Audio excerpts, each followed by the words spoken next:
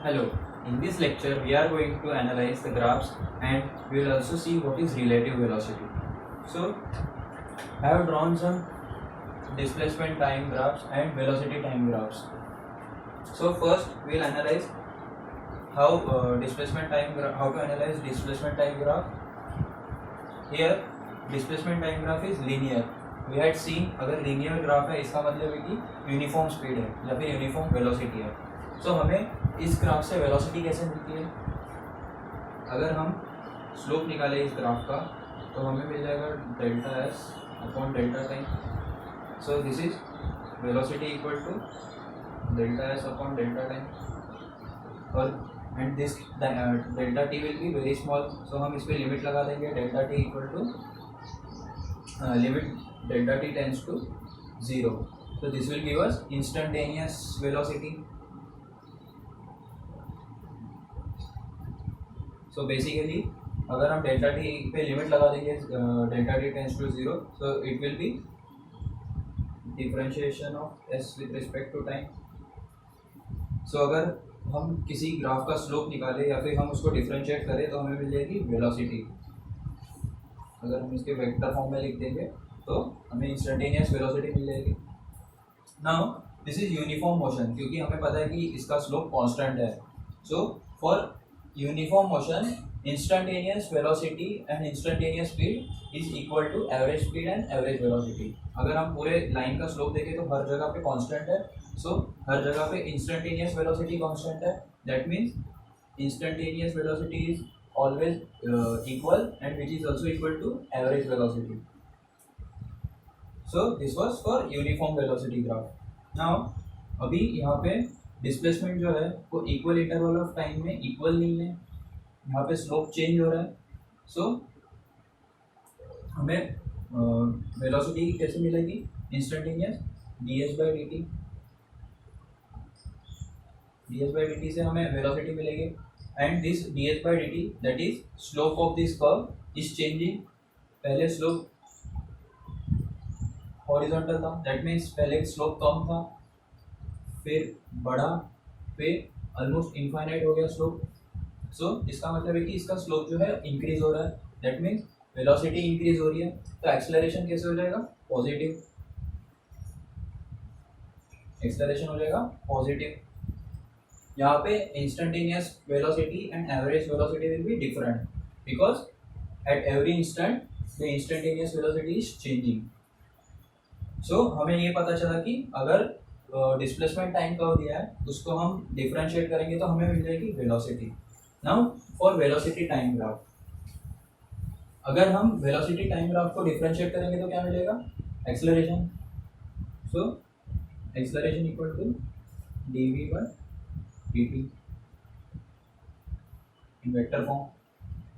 Basically slope of this linear velocity time curve will give us acceleration. Now what is displacement? Displacement is basically velocity into time. So अगर हम area under the curve निकालेंगे, अगर ये पूरा area निकालेंगे हम तो this will give us displacement. So we can write displacement equal to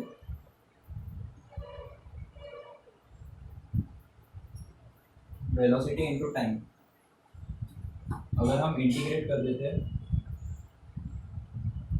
for small, मतलब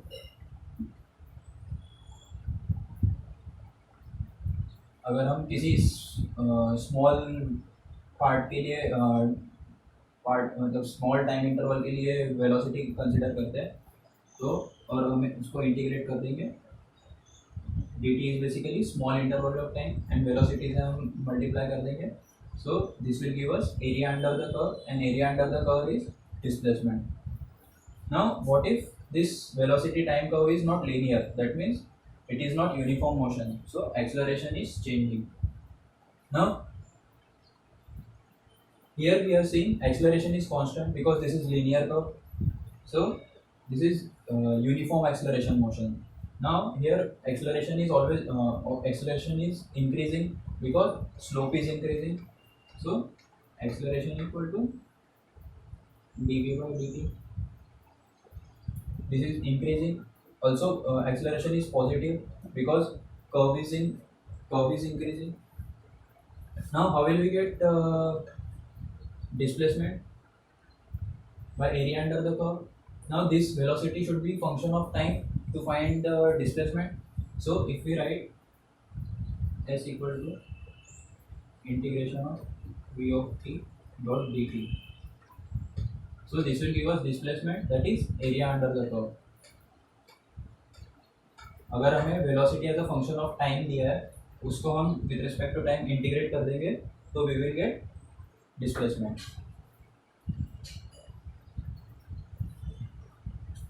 now what is relative velocity? अगर हम किसी ट्रेन में जा रहे हैं तो ट्रेन की speed with respect to us means with respect to the observer in train कितना हो जाएगा? 0, क्योंकि ट्रेन और ऑब्जर्वर साथ साथ में जा रहे हैं. अगर कोई ऑब्जर्वर बाहर से देख रहा है तो ट्रेन की कुछ वेलोसिटी होगी और हमारी भी कुछ वेलोसिटी होगी, दैट इज ट्रेन और हमारी स्पीड इक्वल होगी उसके रिस्पेक्ट में. So basically what is relative velocity? Relative velocity is we calculate the difference between the two velocities.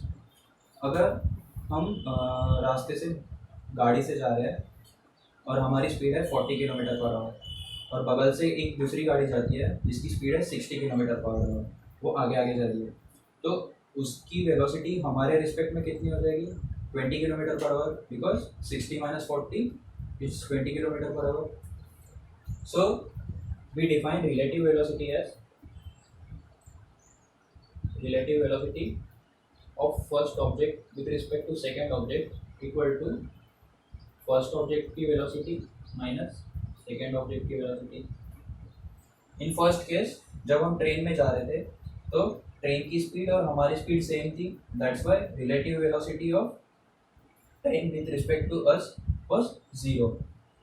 Now in the second case जब फर्स्ट व्हीकल दैट इज जो 60 kilometre per our से जा रही थी गाड़ी हमारे बगल से और हमारी स्पीड थी 40 किलोमीटर पर आवर, तो हम रिलेटिव वेलोसिटी क्या जाएगी? 20 kilometre per hour. Now this was when two vehicles और two objects were running in same direction, that is in linear, it was linear motion और रेक्टिलिनियर मोशन. एक ही direction में दोनों गाड़ियाँ जा रही थी, तो it was very easy to find relative velocity. Now what if two objects are moving in two different directions? Suppose this is velocity of first object,